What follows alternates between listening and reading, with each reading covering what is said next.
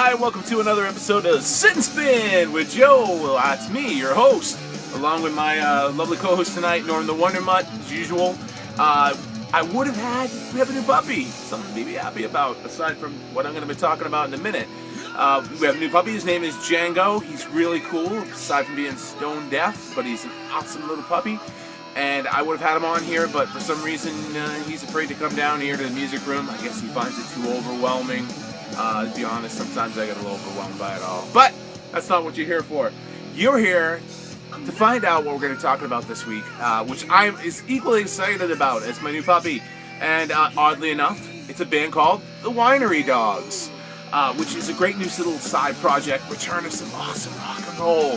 This is a band that features guitar singer Ritchie Kotzen, who's played with bands like Poison and Mr. Big, as well as having an extremely successful solo career on his own.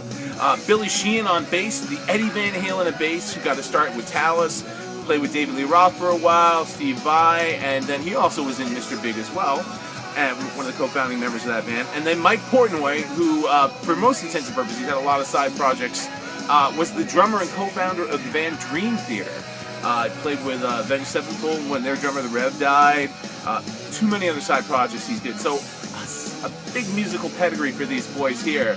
But, as I said, awesome hard rock and roll, man. If you've been missing it, this is the ticket for you. The Winery Dogs debut album. I hope they make a lot more because I love this thing. As I said, I'm a big fan of Ritchie Kotzen's solo work and Mr. Big stuff, so this fits right in with that if you like either of those guys' output, or Mr. Big's output, or Ritchie Kotzen's stuff. Definitely want to check out the Winery Dogs. If you're a fan of any of these three guys, definitely want to check this out. Great tunes like the one we're listening to now, Drive and Rock, Elevate.